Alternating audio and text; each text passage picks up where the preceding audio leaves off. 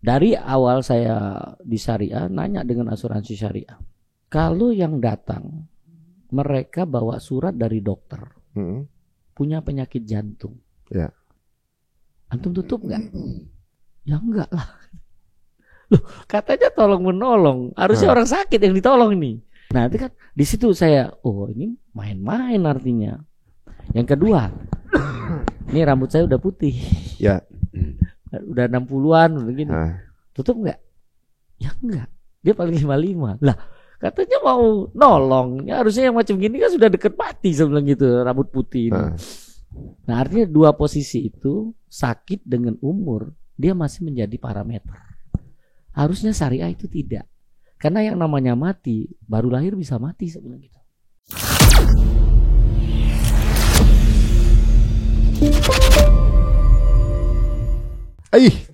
Tuh kan.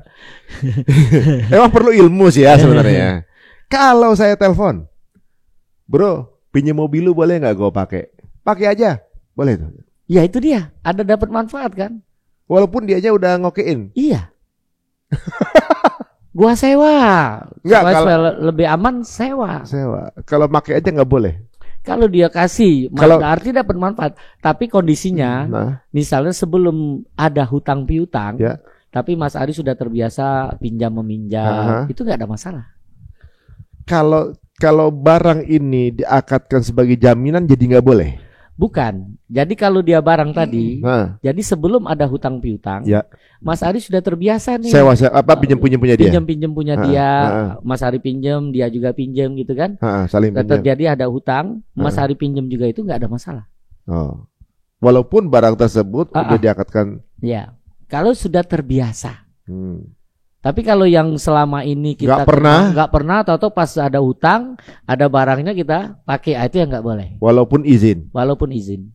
Kecuali saya sewa boleh nggak? Nah, kalau sewa itu beda lagi. Ada keuntungan yang disepakati. Nah, ini tipis-tipis guys. Jadi emang harus tahu nih. Nggak usah gitu, kita justru kejebak ini pasti. Jadi jaminan. Iya. Denda tenggat waktu sebenarnya nggak boleh, ya kan? Walaupun itu diperuntukkan untuk sosial sekalipun, nggak boleh. Karena tadi yang bayar sama yang dibayarkan sama-sama riba. Kemudian ketika jaminan itu boleh, tapi memakai barang jaminannya yang nggak boleh. Iya. Oke, jangan sampai kejebak guys. Pinjem sama ngutang itu beda, ya. Udah tahu kan? Kalau hutang berpindah, hak kepemilikan yang tetap harus dibayar. Kalau pinjaman dia tidak berpindah, tapi harus dikembalikan juga barang sejenis. Ada di keluarga kami nih ya, maksudnya ada salah satu kerabat saya gitu ya. Beliau ketika hidup ternyata dalam usahanya ada hutang. Udah hutang kemudian berbunga. Begitu. Nah, beliaunya wafat. Ketika meninggal menyisakan hutang. Udah bertahun-tahun sebenarnya dia mencoba prosesnya karena usaha bayar gitu. Jadi pas dihitung ternyata hutang pokoknya hutang yang sudah dibayar itu hutang pokoknya sudah lewat sebenarnya. Tinggal bunganya aja nih. Yang minjemin juga masih kerabat juga gitu. Sebenarnya dia tinggal yang hutangnya yang belum dibayar sebenarnya tinggal bunganya. Gitu. Kita mau ngasih pendapat kita bahwa itu udah masuk ke ribanya nih gitu kan. Tapi memang edukasi itu belum sampai ke sana. Gitu. Terus kami sebagai keluarga diminta untuk bantu support membayar kayak itu. Gitu. Kan itu udah kita tahu itu part ribanya Cesar. Kita kena dosanya enggak kalau kita bantu? Ya. Jadi posisinya awal kita harus mendakwakan dulu. Ya. Mendakwakan dulu kepada orang yang memberi hutang tersebut. Ya. Bahwa ini transaksi Anda ini adalah transaksi riba. Hutang pokok sudah selesai. Ya. Apakah Anda yakin ini riba? Tanya dulu sama dia. Kalau Anda yakin, Anda nggak boleh lagi nih nagih. Ya. Karena kalau Anda tagih, waman ada faulaika ashabun nar hum fiha khalidun. Masya Allah. Tapi kalau dia tetap ngotot, antum tetap bayar, antum berlepas diri. Tapi Anda ikut bayar ikutan? Iya. Karena dia karena nanti kita membantu saudara gitu ya. Iya. Karena ini dia juga tetap terjaga itu. Karena itu tadi kegagalan dia. Karena ketidaktahuan pada waktu dia berakad. Antum udah sampein dia. Ya. Jadi antum membayarnya itu berlepas diri untuk menyelamatkan saudara antum. Kalau saudara ana waktu ketika berakad itu belum paham mengenai, kan tidak ada dosa bagi dia. Kalau dia belum paham nggak ada dosa. Iya. Tapi selama hidup pasti kan pernah berseliweran itu edukasi mengenai riba. Kalau dia tidak pahamin. Kalau dia dosanya karena kenapa tidak mencari tahu? Iya, tidak belajarnya itu. Oke. Makanya kita kalau dosa dengan Allah itu ringan, tinggal istighfar, tobat, menyesal. Tapi kalau dengan manusia, nah ini harus minta maaf, harus mengembalikan. Gitu. Ada dosa orang tuanya juga nggak mengajarkan untuk anaknya dulu? Iya. Ada juga? Ada. Itu tanggung jawab orang tua untuk memberitahu. Komplit sih memang ya. Islam ini holistik ya. A to Z itu komplit. Sampai kita lupa ngajarin kita juga tetap kena nih. Istri juga. Jadi tanggung jawab kita tuh anak, istri. Insyaallah ya. Ku anfusakum wa ahlikum. Nah. Ya, jadi ingat teman-teman. Jadi selama ada kesempatan untuk menginfokan ini dicoba dulu untuk ngasih edukasi. Yang paling penting waktu nyampaikan jangan menghukumi. Iya. Tapi masalahnya transaksi seperti ini udah seperti hal yang biasa di kehidupan sehari-hari. Iya. Kita nih dalam berurusan. Kita aja yang sudah ada macam antum di Hijrapes, kita ada di masyarakat ekonomi syariah. Itu ternyata kemarin pada waktu bahas hutang aja, itu waktu investasi hampir sebagian besar harus diperbaiki akad-akadnya. Oh iya itu. Nah, padahal kita sudah masuk loh di dalam komunitas, apalagi di masyarakat umum. Jadi yang ada dalam circle itu belum paham gitu. Nah, ini belum sampai ke wakaf segala loh guys. Wakaf, zakat segala macam yang ternyata lebih luas dari yang kita pahami sekarang. Tapi minimal mudah-mudahan menyelamatkan ya. Ada informasi kecil ini yang tentunya juga mau gampangnya kita bisa perbaiki ya kata-kata kita gitu ya. Ya. Ini berarti akan ada episode berikutnya nih sama Ustaz. Banyak hal yang jangan-jangan kita kejeblos gitu ya. Hal-hal yang kelihatannya tipis. Ya, tapi kita dari perihal pinjam dan utang aja ini aja ternyata kelihatannya sama tapi tetap punya perbedaan yang signifikan gitu kan. Iya. Ya sama aja seperti konven dan juga syariah. Secara fisiknya sama. Kelihatan. Sama pinjam gitu pinjam lagi kan hutang gitu jual beli gitu karena kalau di syariah yang namanya hutang nggak boleh ada syarat di awal tambahan, fatwanya ada nggak boleh. Syarat seperti apa? Syarat untuk tambahan kan kalau di konvensional ada tambahan bunga, di syariah nggak boleh. Kalau dia akadnya kot. Nah kalau nih, jadi sedikit lah tambah sedikit ya mengenai asuransi. Asuransi syariah yang ada di Indonesia nih. Yeah. Ada asuransi yang ya kita tahu lah ya ngambilnya. Jadi berapa tahun bayar baru ininya doang. Gitu. Nah kalau asuransi yang syariah gimana? Iya, asuransi syariah itu tujuan utamanya adalah ta'awun. Niat orang buka asuransi itu ta'awun. Niatnya untuk tolong menolong. Ketika ada orang kesulitan, ketika orang dapat musibah. Ada yang buka asuransi itu niatnya untuk kalau dia sakit dia tercover. Nah kalau tahun kan niatnya ketika ikut saya menolong orang. Iya. Beda niat dong. Iya itu dia. Makanya ini kuncinya itu awal. Ya awal buka asuransi syariah itu niatnya itu adalah betul-betul ingin ta'awun. Ingin bantu orang. Iya tolong menolong posisinya. Namun ketika kita membawa dalam akidah kita, ketika kita mengasuransikan, itu tergadai iman kita. Rukun iman yang ke-6. Qadarullah. Ya, jadi takdir baik, takdir jahat itu semua datang dari Allah. Nah, ketika kita masuk asuransi, kita sudah nggak percaya ini. Masya Allah, astagfirullah. Rukun iman ke-6. Jadi gimana Ustaz yang udah masuk asuransi? Nah, ya itu dia. Karena asuransi itu ada 3 hukum yang terlanggar, yang dilarang dalam syariat asuransi. Pertama, tidak jelas. Goror. Nah, kan dilarang dalam syariat. Yang kedua, judi. Maisir bisa dapat, bisa enggak? Di part mananya tuh? Kan kalau asuransi bisa dapat, bisa enggak? Kalau ada musibah baru dapat, kalau enggak ada musibah enggak dapat. Ya berarti dapatnya kalau kita udah enggak hidup. Itu kan, ini judi. Yang ketiga riba. Tapi kan ini uang dia sendiri, Ustaz. Mana riba itu kita preminya mungkin 1 juta, klaimnya tidak 1 juta.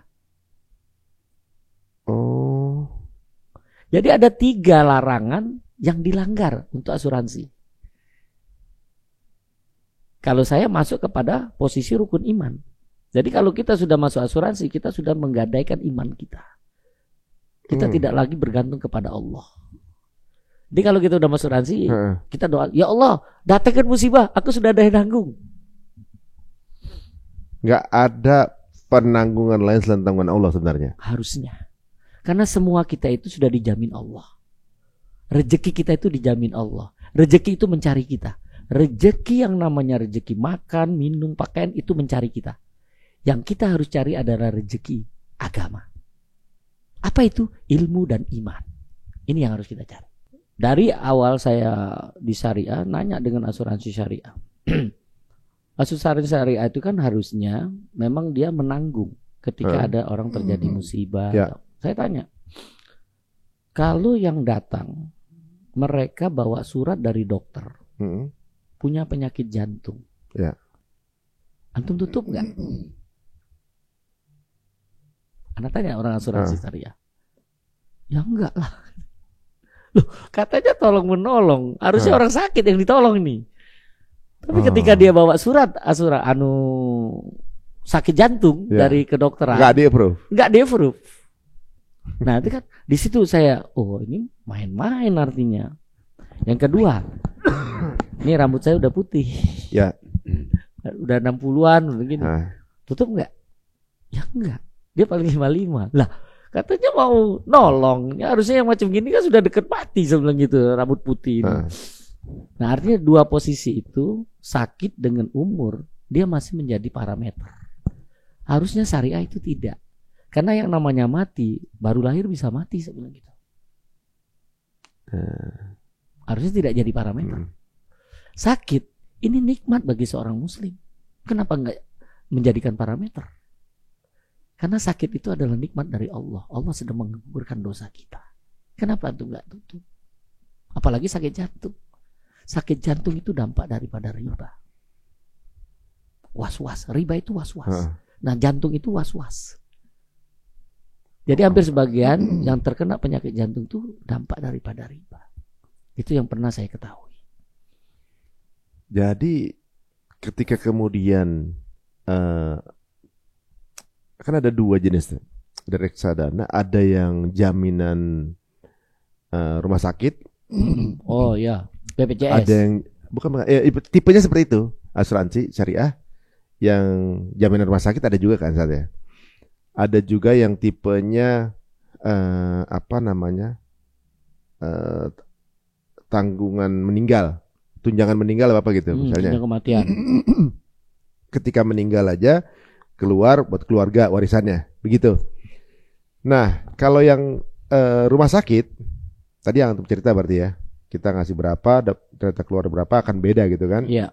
Itu nggak masuk ke dalam tapi itu riba. Ta'awun. Enggak. Itu riba. Iya. Ribanya kan kita modal uang 100 dapatnya 1000. Kan bertambah ini.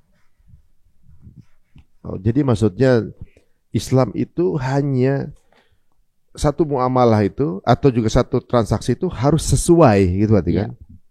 Kita ngutangin berapa, dapatnya berapa. Kita masukin berapa, terima manfaatnya berapa. Sesuai itu, nggak ada pengembangan atau enggak. Jadi itu masuk dalam riba. Karena di posisi akad asuransi itu akad sosial, bukan akad bisnis. Kalau akad bisnis itu tadi kita bisa investasi 1 juta, bisa dapat untungnya bisa 2 juta, boleh. Kalau akadnya bisnis. Nah. Hari ini banyak dapet yang baru nih. jadi mikir kalau kita nih.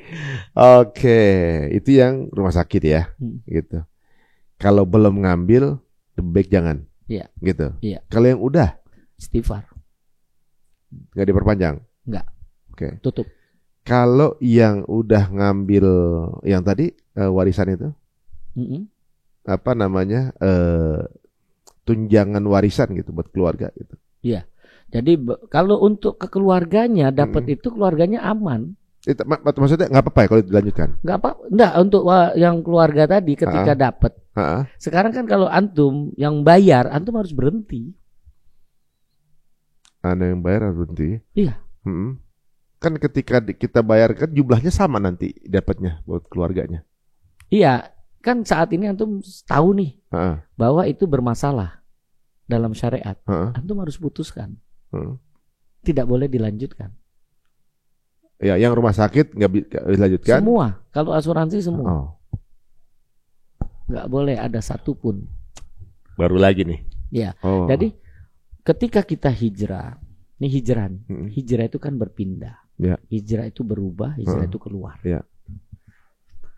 Nah, ana cerita ke antum. Ana hijrah yang tadinya hampir setiap bulan saya harus ke rumah sakit. Ketika saya masih di tempat riba, di lumpur riba tuh. Jadi dapat gaji itu ke rumah sakit, beli obat. Gitu. Tapi ketika saya hijrah, itu tidak satu keinginan untuk ke rumah sakit lagi. Kenapa? Emang karena nggak sakit? Alhamdulillah Allah angkat. Dan ternyata di dalam Al-Quran sudah diberitahu sama Allah. Buka di surat Asy-Syu'ara ayat 80. Surat ke-26 ayat 80. Wa iza maritu fahuwa yasbin. Kalau aku sakit Allah yang menyembuhkan. Keyakinan ini Masya Allah. Dan ternyata kan kita ke rumah sakit ikhtiar. Itu kan biasanya kalau kita bilang gitu kan. Kan ikhtiar. Makan obat ikhtiar. Allah beritahu. Ikhtiar kita apa? Baca Quran. Baca Quran itu menyembuhkan. Saya tanya ke dokter, apakah obat menyembuhkan? Tidak ada satupun berani dokter mengatakan obat itu menyembuhkan. Tapi kita yakin. Tapi Allah beritahu membaca Quran itu menyembuhkan. Al-Quran huwa sifat. Tapi kita gak yakin. Ini Allah yang ngomong, kita gak yakin. Dokter yang ngomong menyembuhin nggak? Belum nggak yakin dokter, tapi dilakuin. Ya. Jadi ketika ana sampaikan hijrah, orang yang hijrah betul-betul itu tadi, yang tadinya ke rumah sakit kita nggak lagi. Jadi betul-betul keyakinan itu merujuk kepada Al-Quran dan As-Sunnah. Di Quran itu ada 3 menyembuhkan. Pertama Al-Quran, kedua madu, propolis. Kafwa itu juga menyembuhkan. Dan juga habatus sauda itu. Nah, ini yang di Quran, yang di Quran. Quran, madu sama minyak zaitun. Minyak zaitun juga menyembuhkan. Iya. Kalau diminum cucu saya tuh, iya, minum. Jadi dari dia lahir sampai sekarang tuh minyak zaitun dia minum. Jadi apapun kondisi. Pernah satu saat dia panas sampai 42. Itu semua kepengin untuk bawa. Enggak. Ya Alhamdulillah Allah tetap jaga. Karena yang namanya mati rezeki udah sampai. Bukan karena sakit. Harus punya keyakinan itu. Nah ini Al-Quran. Kalau hadis tadi yang antum sebut habatus sauda. Semua penyakit akan sembuh kecuali mati. Ini perkataan Rasul itu tidak mungkin salah. Pasti benar. Habatus sauda. Yang terus kurma ajwa. Ini kalau kita tiap hari 7 butir itu akan mencegah orang yang mungkin nyantet antum ini berbalik. Yang terakhir itu air zam-zam.